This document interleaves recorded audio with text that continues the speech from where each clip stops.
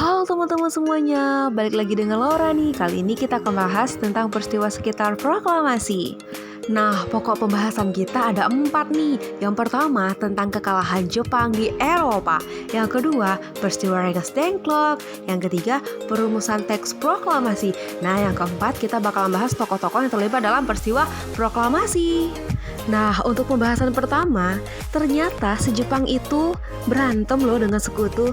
Gara-gara si Jepang itu nyari perkara sih. Jepang malah menyerang Pearl Harbor yang ada di Hawaii. Nah, Pearl Harbor itu adalah sebuah pangkalan laut milik Amerika Serikat. Gara-gara itu Amerika marah dong, kemudian membalas dendam dengan cara menjatuhkan bom di Hiroshima dan Nagasaki. Nah, ternyata pengeboman di Hiroshima dan Nagasaki membuat Jepang itu kewalahan loh. Akibatnya Jepang menyerah tanpa syarat di Eropa dengan menggunakan sebuah radio internasional. Ternyata siaran radio kekalahan Jepang ini kedengeran loh oleh seorang tokoh pemuda, Sultan Syahrir. Nah, Sultan Syahrir ini adalah seorang pemuda yang suka banget dengerin radio. Kebetulan hari itu terdengarlah kabar bahwasanya Jepang telah kalah di Eropa. Nah, menurut para pemuda, kekalahan Jepang ini adalah momen yang paling tepat untuk memerdekakan Indonesia. Namun ternyata golongan tua tidak sepakat dengan golongan muda. Akibatnya terjadilah perdebatan di antara mereka.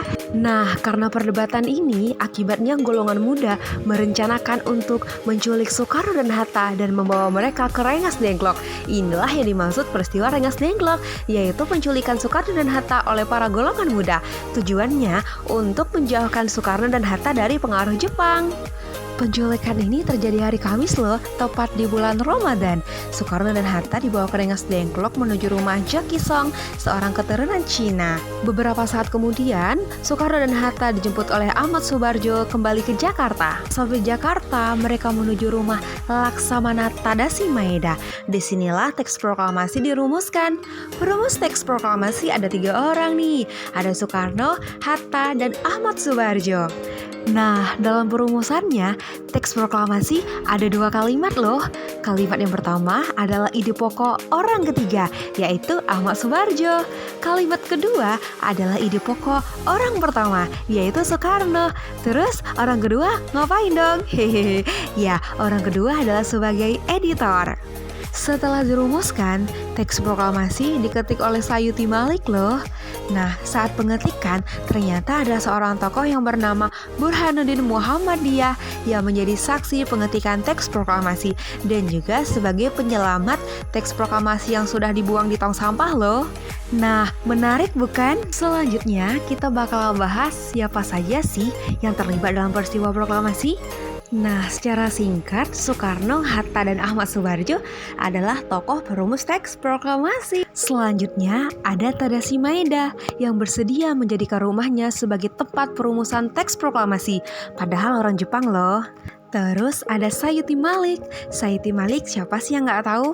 Pengetik teks proklamasi dong. Selanjutnya ada Soekarni nih. Soekarni adalah tokoh yang menyarankan bahwa teks proklamasi ditandatangani oleh Soekarno dan Hatta, tapi atas nama bangsa Indonesia. Nah, kalau Ibu Fatmawati, jelas dong penjahit sangsaka merah putih.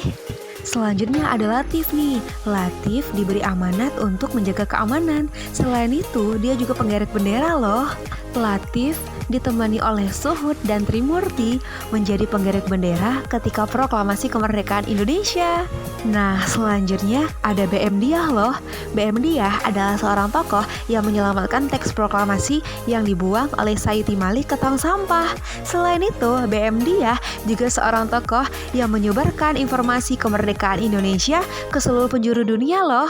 Wah, ternyata selain BM Diah, Yusuf Rondodipuro juga seorang penyiar radio loh yang menyebarkan informasi kemerdekaan Indonesia ke seluruh penjuru dunia juga. Wah, keren banget ya mereka. Oke, yang terakhir adalah Sumarto Mandur. Sumarto Mandur adalah seorang fotografer. Tanpa adanya dia, kita tak akan bisa melihat bukti-bukti sejarah. Terima kasih Mandur dan seluruh tokoh yang terlibat dalam perjuangan kemerdekaan Indonesia. Dan akhir kata, saya Laura Sanita undur diri. Sampai jumpa lagi.